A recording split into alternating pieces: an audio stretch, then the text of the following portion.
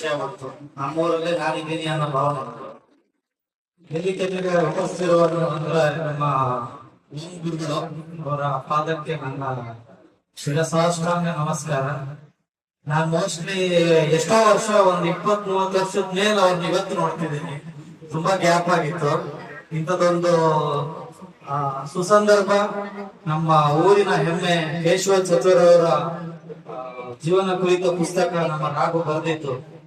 ಅದ್ರ ಬಿಡುಗಡೆ ಸಮಾರಂಭ, ಅದರಲ್ಲಿ ನಮ್ಮ ಧನಂಜಯ ಅಣ್ಣ, ನಮ್ಮ ಗಣಪತಿ ಸರ್, ಆಮೇಲೆ ನಂದೀಶ್ ಅವರು ತುಂಬಾ ಚೆನ್ನಾಗಿ ಮಾತಾಡೋಣ, ಖುಷಿ ಆಯ್ತು. ನಾನು ಸಿನಿಮಾ ರಂಗಕ್ಕೆ ಬಂದು 20 ವರ್ಷ ಆಯ್ತು.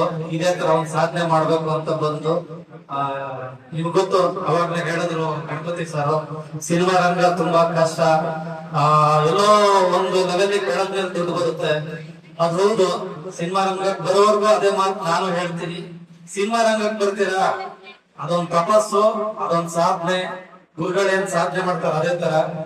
ಆಮೇಲೆ ನಿಮ್ಮನ್ನ ಕಟ್ಕೊಳಕ್ ಬರೋರು ಅದೇ ಸಾಧನೆ ಮಾಡಕ್ ರೆಡಿ ಇರ್ಬೇಕು. ಏನೇ ತಂದ್ರು ಅದ್ರಲ್ಲೇ ತೃಪ್ತಿ ಪಡ್ಕೊಂಡು ಜೀವನ ಮಾಡೋದಾದ್ರೆ ಸಿನಿಮಾದವ್ರನ್ನ ಕಟ್ಕೊಬೇಕು. ಅದೇ ತರ ಇಬ್ಬರಿಗೂ ಒಂದೇ ಮನ್ಸಿದ್ರೆ ಸಿನಿಮಾ ರಂಗದಲ್ಲಿ ಏನಾದ್ರೂ ಸಾಧನೆ ಮಾಡ್ಬೋದು.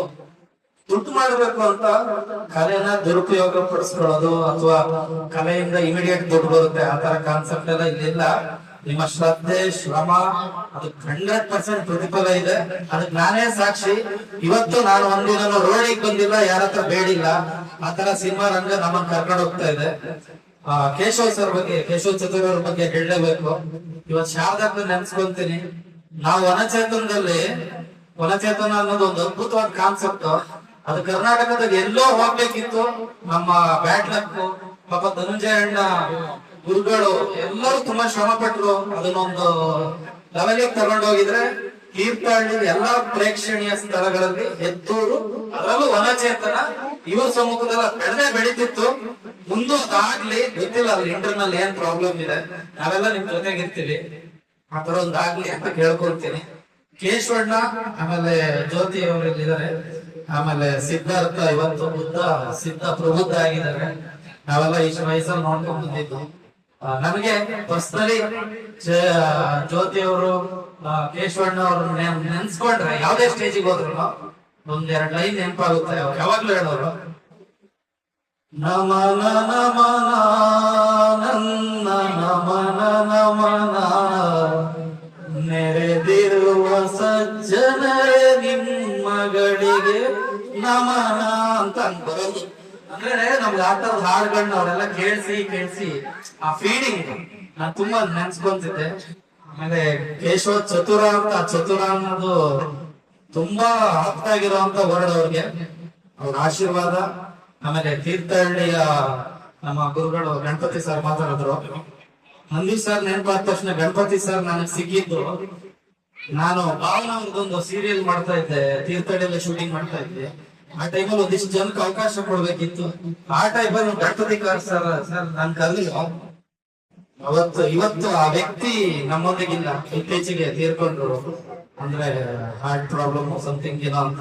ನಂದೀಶ್ ಅಂತ ಅವ್ರ ಶಿಷ್ಯ ಮಾಡೋರು, ಅವನ್ನ ಪರಿಚಯ ಮಾಡಿಸಿದ್ರು. ಇನ್ನೊಬ್ಬ ಒಳ್ಳೆ ರೈಟ್ರು, ನೀನು ಉಪಯೋಗಿಸ್ಬೇಡಿ ಅಂದ್ರು. ಆಮೇಲೆ ಕಾಂಟ್ಯಾಕ್ಟ್ ಅಲ್ಲಿ ಇದ್ರಿ. ಅವರು ಚಿತ್ರದಲ್ಲೆಲ್ಲ ಮ್ಯಾಗ್ಝಿನ್ ಅಲ್ಲೆಲ್ಲ ಬರೆದ್ರು, ಚೆನ್ನಾಗಾಯ್ತು. ಅಚಾನಕ್ ಆಗಿ ಮೊನ್ನೆ 37 ಇಯರ್ಸ್ ನೋಡಿ. ಯಾವತ್ತೂ ಹೇಳ್ತೀನಿ, ದುಡ್ಡು ಮುಖ್ಯ ಅಂದ್ರೆ ಅತಿ ಮುಖ್ಯ ಅಲ್ಲ. ನೀವು ಇಲ್ಲಿ ನೋಡಿ 4 ಇಯರ್ಸ್ ನಿಮ್ ಸೆಲೆಬ್ರೇಷನ್, ಕಂಗ್ರಾಟ್ಸ್. ಆ 4 ಇಯರ್ಸ್ ನಿಮ್ ಎಫರ್ಟ್ಸ್ ಇದೆ, ಸಪೋರ್ಟ್ಸ್ ಇದೆ, ಅದು ಮುಂದುವರಿದೆ. ಬಟ್ ದುಡ್ಡು ಅನ್ನೋದನ್ನ ನಾನು ಹೇಳ್ತೀನಿ, ನಮ್ಮ ಚಿತ್ರರಂಗದ ಎಕ್ಸ್ಪೀರಿಯನ್ಸ್ ಅಲ್ಲಿ ತುಂಬಾ ಸ್ಟ್ರೈನ್ ತಗೊಂಡು ಲೈಫ್ ಅಲ್ಲಿ ಇನ್ನೂ ಒಂದು 10 ವರ್ಷದ ಯೋಚನೆ ಮಾಡ್ಕೊಂಡು ಇವತ್ತಿನ ದಿನನ, ಇವತ್ತಿನ ವ್ಯಾಲ್ಯೂಸ್ ನ, ಇವತ್ತಿನ ಈ ಬೆಳಗ್ಗೆನ ಮರಿಬೇಡಿ. ಇಲ್ಲಿ ಕುತ್ಕೊಂಡಿರ್ತೀರಿ, ನಾಳೆ ಯೋಚನೆ ಮಾಡ್ತಿರ್ತೀರಿ, ನಾಳೆ ಯಾವ್ದೋ EMI ಯೋಚನೆ ಮಾಡ್ತಾ ಇರ್ತೀರಿ, ಅವನ ಯಾರೋ ಸಾಲಗಾರ ಬರ್ತಾನೆ, ಸಂಬಳ ಆಗಿಲ್ಲ.